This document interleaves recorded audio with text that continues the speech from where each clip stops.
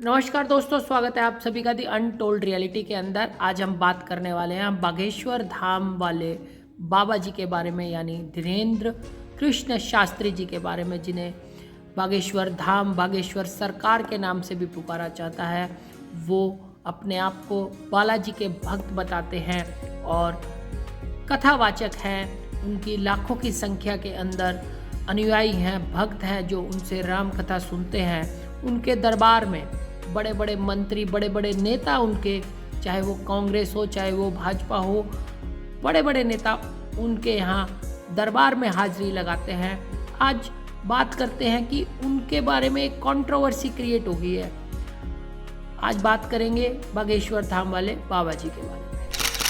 दरअसल मामला है दोस्तों, नागपुर के अंदर बागेश्वर धाम वाले बाबा यानी शास्त्री जी का दिव्य दरबार लगा था, जिसके अंदर वह दिव्य दरबार व प्रेत दरबार का भी आयोजन कर रखा था नागपुर के अंदर।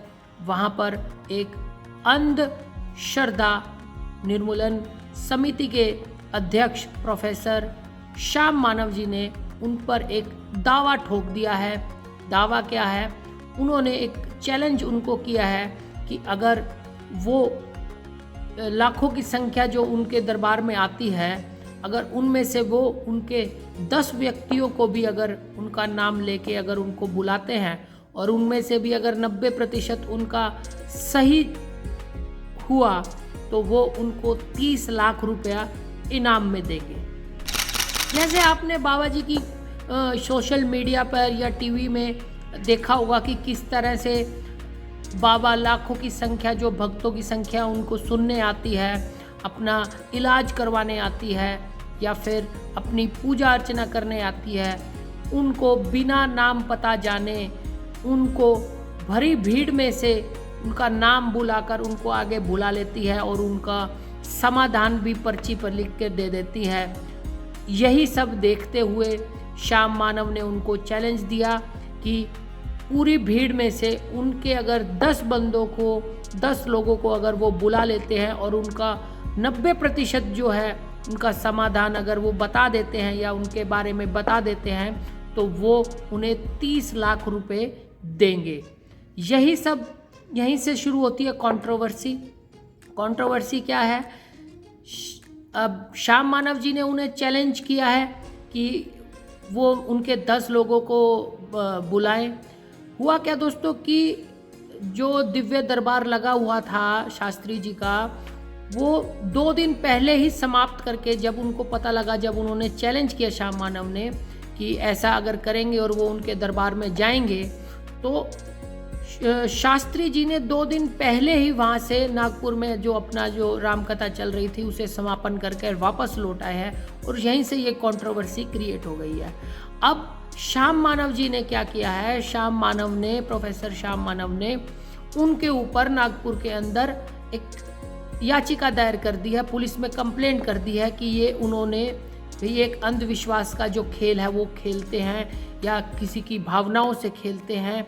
तो ये उन्होंने एक उनके ऊपर केस कर दिया है। तो ये एक सारी कंट्रोवर्सी यहाँ से क्रिएट होती है। बागेश्वर धाम की तरफ से ये सफाई पेश की गई कि बाबा जी को किसी कैंसर हॉस्पिटल की एक ज़रूरी मीटिंग के लिए जाना पड़ा, इसलिए उनको वो जो वहाँ का प्रोग्राम है वो स्थगित करके 2 दिन पहले ही वहाँ पे उनका समापन करना पड़ा। ये कंट्रोवर्सी कोई पहली बार नहीं हो रही। बाबा जी शुरू से ही सुर्खियों में रहे हैं अपने चमत्कार की वजह से। जिस तरह से वो अपने संगत के बीच में से किसी को भी उनके नाम से बुला लेते हैं, उनके शहर से पहचान के उनको अर्जी उनकी लगा देते हैं और उनको समाधान भी बोलने से पहले पर्ची पर लिखकर उसके हाथ में दे देते हैं कि उनको ये समस्या है और ये समाधान है। ये काफ़ी चर्चित, उनके साथ चर्चा का विषय हमेशा उनके साथ बना रहा है। एक विषय और भी है, जब बागेश्वर धाम वाले बाबा जी ने यानी धीरेन्द्र कृष्ण शास्त्री जी ने सुर्खियां बटोरी थी या चर्चा का विषय बना था, जब उन्होंने शाहरुख खान की एक फिल्म जो है पठान का बायकॉट करने के लिए या उसे फिल्म ना देखने के लिए अपनी संगत से अनुरोध किया था। अपने धर्म के प्रति वो बहुत ही सजग हैं। उन्होंने एक बार ये भी अपने वीडियो में कहा कि चादर और फादर दोनों से दूर रहें। आप समझ सकते हैं कि इशारा किस तरफ है। इशारा जो है ईसाई और मुस्लिम समाज के अनुयायियों की तरफ है कि चादर और फादर इन दोनों से दूर रहिए।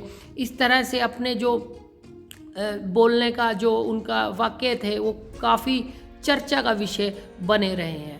श्याम मानव जी का कहना है कि शास्त्री जी, मेरा चैलेंज जो है किसी और जगह, कोई और स्थान और समय पे मेरा जो है चैलेंज स्वीकार करें। इसके विपरीत जो है जब उनसे पत्रकारों ने, न्यूज़ चैनल वालों ने जब देवेंद्र शास्त्री जी से पूछा कि क्या वो चैलेंज ऐसे एक्सेप्ट करेंगे, तो उन्होंने कहा कि मुझे ऐसा कोई चैलेंज मिला ही नहीं है, लेकिन ये जो है धर्म विरोधी बातें या धर्म विरोधी लोग हैं जो हमेशा धर्म को नीचा दिखाने के लिए काम करते हैं। कौन सही है कौन गलत अभी कहना मुश्किल है। आपकी क्या राय है?